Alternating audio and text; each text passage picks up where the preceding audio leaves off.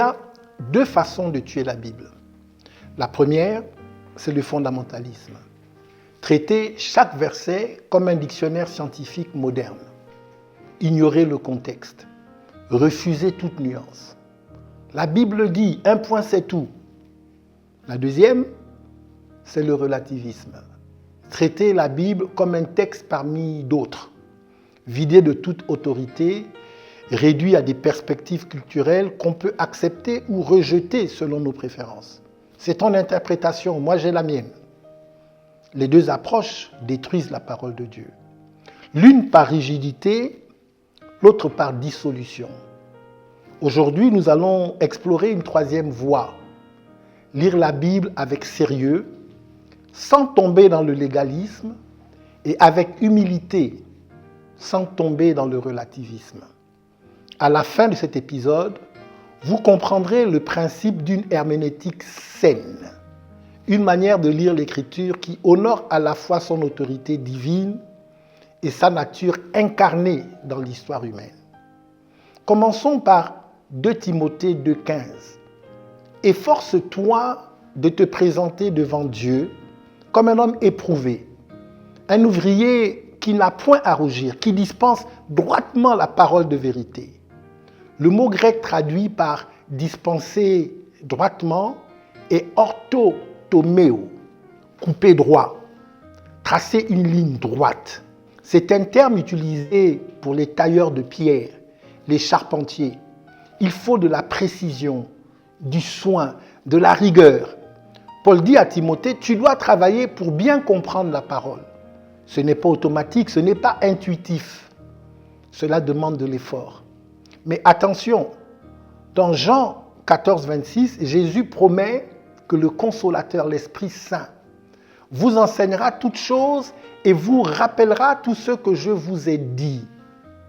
Donc la Bible n'est pas un livre ordinaire qu'on lit avec des méthodes ordinaires.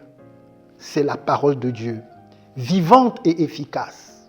C'est ce que dit Hébreux 4, 12. Et c'est l'Esprit qui illumine notre intelligence. Herméneutique saine égale rigueur intellectuelle.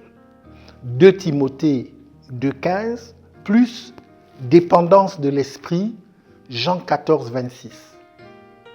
Au IIIe siècle, Origène d'Alexandrie a développé une méthode d'interprétation en plusieurs niveaux. Le sens littéral, le sens moral, le sens allégorique, le sens anagogique, spirituel, eschatologique. Il reconnaissait que certains passages ont un sens littéral évident, d'autres ont un sens figuré, d'autres encore portent une signification spirituelle plus profonde. Origène n'était pas relativiste. Il croyait que la Bible a un sens réel et objectif, mais il n'était pas fondamentaliste non plus. Il savait que tous les textes ne fonctionnent pas de la même manière. Les réformateurs, Luther, Calvin, Zwingli, ont affirmé sola scriptura. L'écriture seule est l'autorité finale. Pas la tradition, pas le pape, pas les conciles, la Bible. Mais ils n'ont jamais dit que l'écriture s'interprète elle-même sans effort. Calvin a écrit des commentaires massifs pour expliquer chaque ligne biblique. Luther a passé des années à traduire la Bible en allemand avec une précision linguistique obsessionnelle.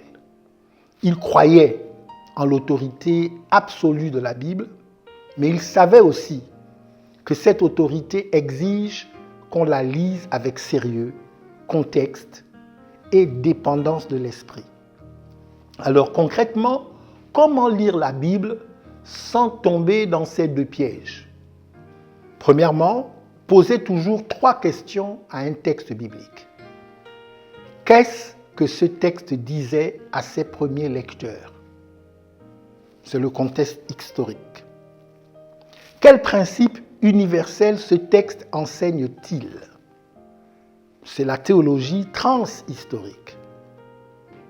Comment ce principe s'applique-t-il aujourd'hui? L'application contemporaine. Deuxièmement, distinguer entre commandement universel et culturellement situé. Par exemple, saluez-vous par un saint baiser. C'est Romains 16,16. Versus, n'ayez point d'autre Dieu. Exode 23. L'un est une application culturelle du principe d'affection fraternelle. L'autre est un commandement absolu. Troisièmement, utiliser des outils, commentaires bibliques sérieux, dictionnaire hébreu-grec, logiciel d'études bibliques, Blue Letter Bible, Logos. Vous n'avez pas besoin d'être un érudit, mais vous devez respecter le texte assez pour l'étudier sérieusement. La Bible n'est ni un manuel scientifique qu'on lit littéralement mot à mot, ni un recueil de mythes qu'on interprète comme on veut. C'est la parole de Dieu, inspirée, autoritaire, suffisante, j'ajouterais inhérente. Mais elle a été écrite dans des langues humaines, dans des contextes historiques précis, pour des peuples réels. Voici la vérité. Respecter la Bible, c'est la lire comme elle veut être lue, avec rigueur et humilité. Vous écoutiez Perspective apostolique, pensez le royaume pour transformer les nations.